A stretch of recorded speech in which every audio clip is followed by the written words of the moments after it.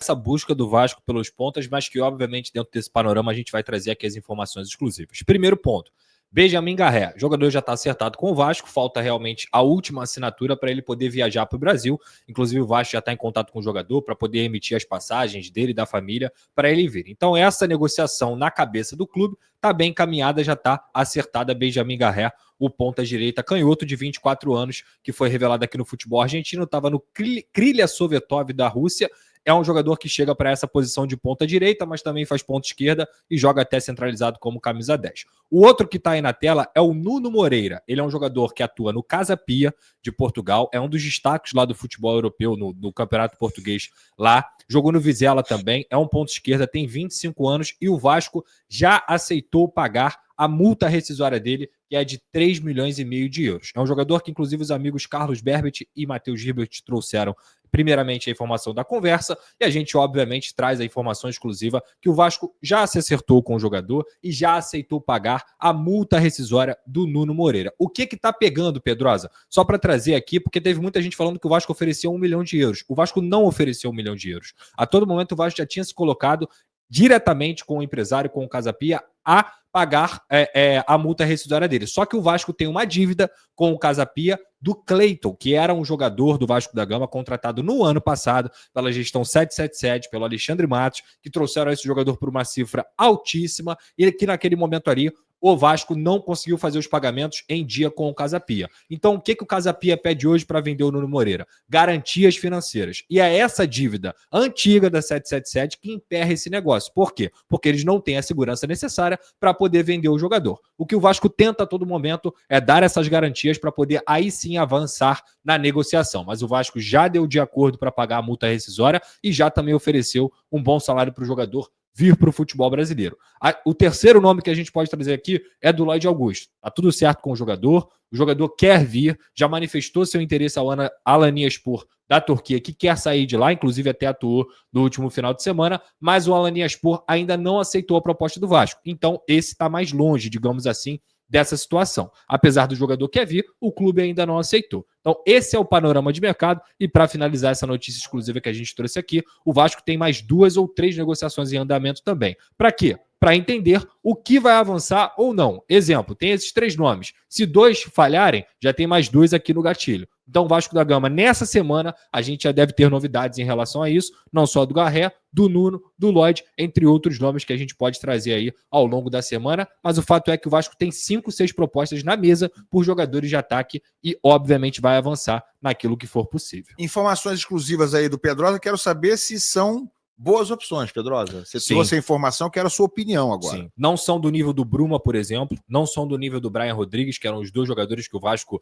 tratava como primeira prateleira nessa vinda, mas o Nuno Moreira é bom jogador, ponta esquerda, veloz, bate bem de fora da área. O Garré também é mais técnico do que veloz, mas é um jogador que tem muita habilidade, muita qualidade. O Lloyd Augusto seria para compor o elenco, um cara que já jogou até de lateral direito, de ala, joga na ponta direita, joga na ponta esquerda também. O Nuno é ponta esquerda. Então, sim, acredito que se eles vierem, até porque o Vasco não tem nenhum, mas mesmo se tivesse, eles, junto com o Adson e com o David no meio do ano, eu acho que pelo menos para o nível do Vasco, dá uma melhorada nesse setor ofensivo que está precisando bastante dessa posição.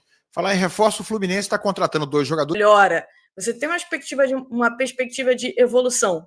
No Vasco, eu não consigo ver essa perspectiva, tá? Não vejo realmente essa perspectiva de evolução do Vasco. Tem que se reforçar e tem que se reforçar muito bem. Pedrosa, e aí, concorda? Concordo.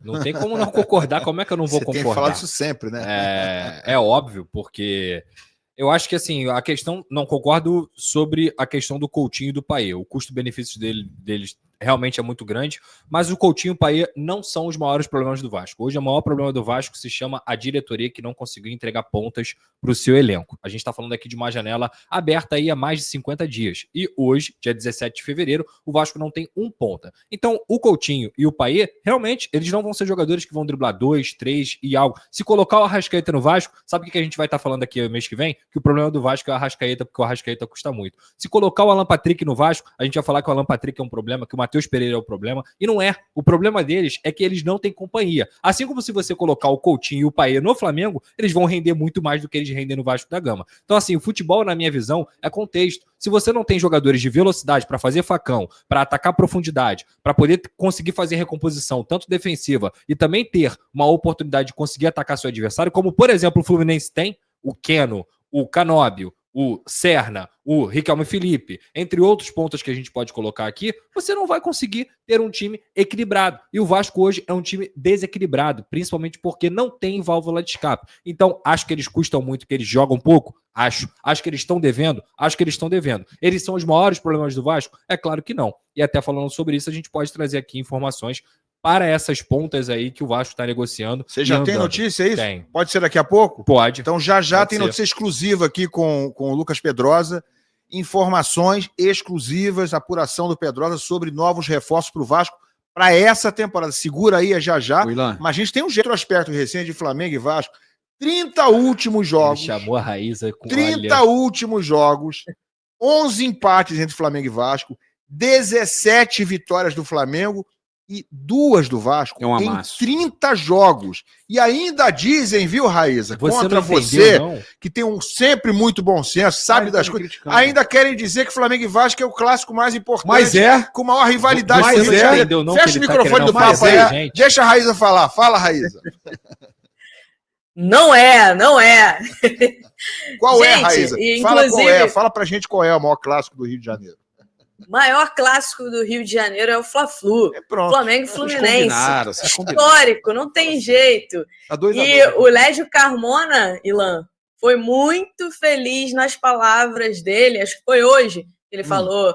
Foram palavras duras, mas ele foi muito feliz ao mostrar também que esse amasso do Flamengo nos últimos anos em cima do Vasco mostra a queda, dessa rivalidade.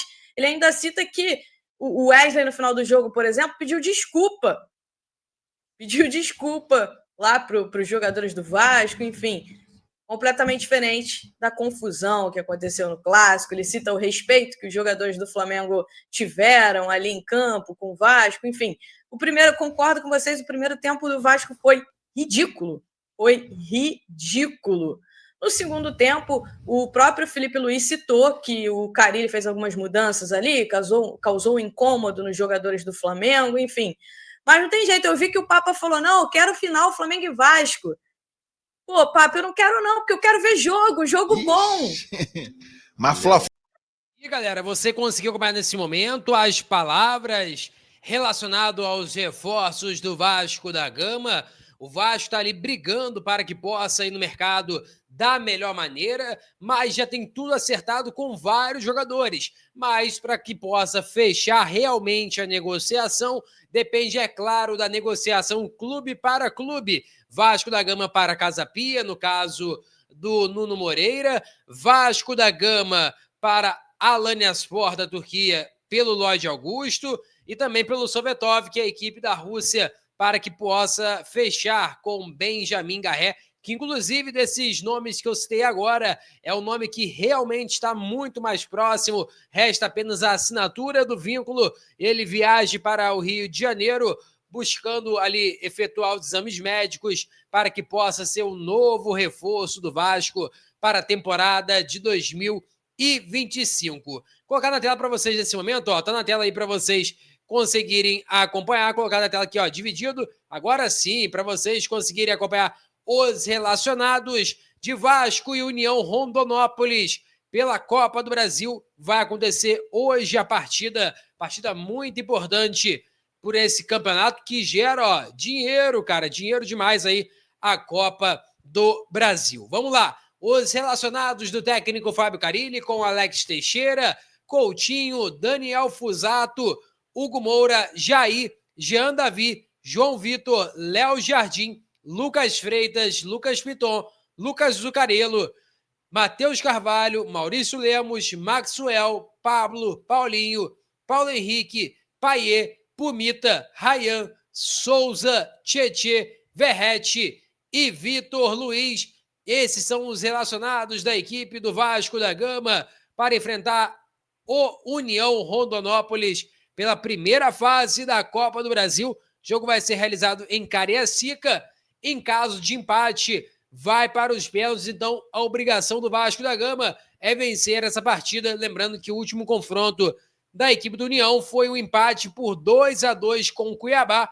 E estava ganhando 2-0, acabou tomando empate ali a equipe do União. Então, vem ali com a confiança um pouquinho abalada depois desse empate que sofreu após estar vencendo por 2-0. Peço a você que deixe o like, é muito importante para o nosso canal. Acione o sininho de notificação para perder nenhum conteúdo. E ó, tá na tela aí, ó. Inscreva-se aqui no canal, é muito importante você dar aquela moral, você dar aquela força, que estamos quase alcançando a meta de 50 mil. Conto muito com a sua ajuda e também com a sua moral. Não esqueça de acionar o sininho para não perder nenhum conteúdo. Valeu, tamo junto e é nóis! Fui!